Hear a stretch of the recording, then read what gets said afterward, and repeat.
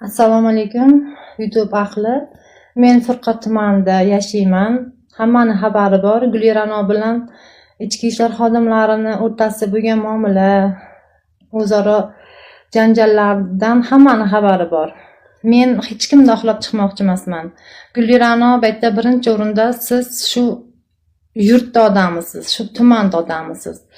Tumanimiz bilasizmi qancha kulgiga qoldi. Furqat tumanida yashaymiz deyishga ham uyaladigan darajada bo'lib qoldik. Siz oilangiz, yaqinlaringizga ham qoyil. Shuncha erkak bilan yonma-yon tikka qilib qo'ygan xo'jayingizga rosa katta rahmat. Ichki ishlar xodimlari bo'lmasa qanday yurtimiz tinch, obod bo'lardi. Mana masalan, yangi yilda olaylik, rosa bang'ilaqlar otishdi, boshqa to'polanglar bo'lishdi. Shu Furqat tumani ichki ishlar xodimlariga murojaat qildik. Hammani sarvag'ish qilib tinchlantirdi. Shular bo'lmasa qayerda tinch yashaymiz. Keyin siz 9 kishi o'rtaga olib urdi u bu deyapsiz. Biz YouTube'larda, Instagram'larda videolaringizni ko'rdik. Ayta hech qanday sizni urgan holatlar yo'q. Shuning uchun siz avvalo ichki ishlar xodimlarini haqorat qilib, ustilaridan tuhmatmi, bo'xtonlaringizni gapirishdan oldin xulqingizni tuzating. Siz maktab direktorisiz. Farzandlarimizni miyasida ham, ongida ham yaxshi xulosada qolmadingiz. Direktorimiz shuna bo'pti degan gaplar bilan bolalarimizni ham o'zi miyasiga o'rnashi bo'ldi. Biz bolalarimizga savol javob qilaylikmi siz to'g'ringizda? U bolalarimiz ko'pi sizni maktabingizda o'qiydi-da, gapni ochig'i. Shuning uchun gaplaringizni o'ylab gapiring. Ichki ishlar xodimlarini bo'lar bo'lmasga tuhmatlaringiz bilan o'zingizni hammani o'zingizga ishontirmang. Hamma voqeani ko'rib bilib turibdi. Assalomu alaykum, hurmatli yurtdoshlar. Men ismim Ergashev. Sharifim Ergashev Ulug'bek. Men 2018-yildan 2023 va 2024-yillar oralig'ida Furqat tumanida Yangicha mahalla fuqarolar yig'inida mahalla raisi hamda shu vaqt oralig'ida Xalq deputatlar Furqat tumani kengashi deputat sifatida faoliyat olib borganman. Bu faoliyatim davomida Furqat tumani ichki ishlar bo'limi boshlig'i Akmaljon Hajjayev bilan birgalikda faoliyat olib borganmiz. U kishi ham mana shu vaqt mobaynida Furqat tumani ichki ishlar bo'limi boshlig'i vazifasida ishlagan. Hamda 8 ta mahalla fuqarolar yig'iniga sektor rahbari sifatida ham bir vaqt o'zida ish faoliyatini olib borgan.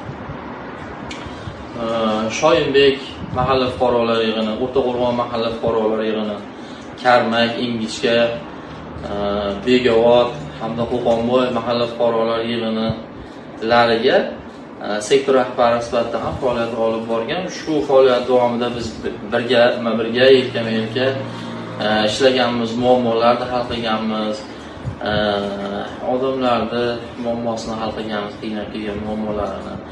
Va bu davr mobaynida men ko'rganmanki, Akmalxonni yaxshi kadr ekanligiga guvoh bo'lganman. Chunki men juda ko'p masalalarda yetishimda, mahallada olib borayotgan ishlarimda ko'p joylarda yordamini ayamagan. Chunki ko'p aytardi bizga, hurmatli rais bola, xohlanglar o'zlaring qilinglar, xohlaring fuqarolaringga aytinglar, men 24 soat telefonim 24 soat rejimida ishlaydi, telefonim har doim yonib, kechasi kunduzi bemalol tadbirkorga telefon qilaverasizlar, har qanday masalalarni yechamiz.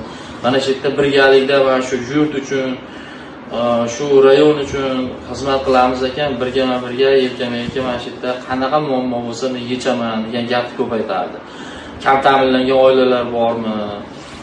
Mahallalarda jinoyatchilikni oldini olish bo'yicha qilinadigan tadbirlar bormi? Har qanaqangi muammo masala bo'lsa, ishlar tashqari yuzasidan telefonsiz doim tayyor yigitdi. O'zining ishini ustasi, o'z ishiga sovuqqonlik bilan qaraydigan xodimlardan emasdir. Bizga bu bola kerakli kadr edi. Bilmayman, ayrim sabablarga ko'ra hozir ishlar ko'rilyapti ekan.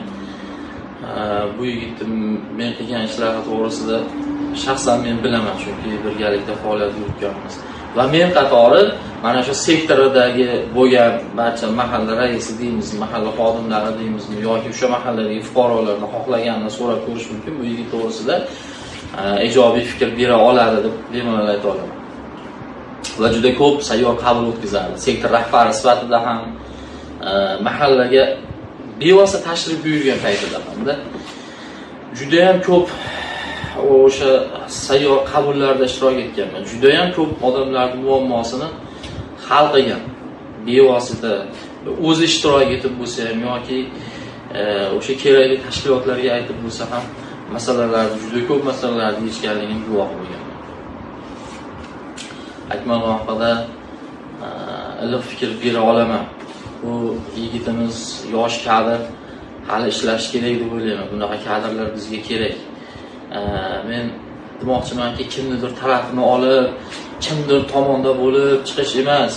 Ishlagan odamni qilgan ishlari haqida ham gapirib o'tish kerak, joiz vaqti kelganda deb o'ylayman. Va yana bir narsani aytib o'tishni lozim topaman shu joyda. Har bir tuman kengashlarimizda, tuman shahar kengashlarimizda o'zini odob axloq komissiyalari bo'ladi. Mana shu odob axloq komissiyalarida men faoliyatim davomida ko'p ko'rganman. Masalalarni shu rayonni o'zida olib qolib, rayonni o'zida hal qilsa bo'ladigan masalalarimiz juda ko'p edi va buni juda ko'plab amalga oshirganmiz. Bu hattoki viloyat yoki respublika darajasida ham chiqib ketish ehtimoli kamroq bo'ladi. Agar shu masalani mana shu odob axloq komissiyasida ko'rib qo'yilsa.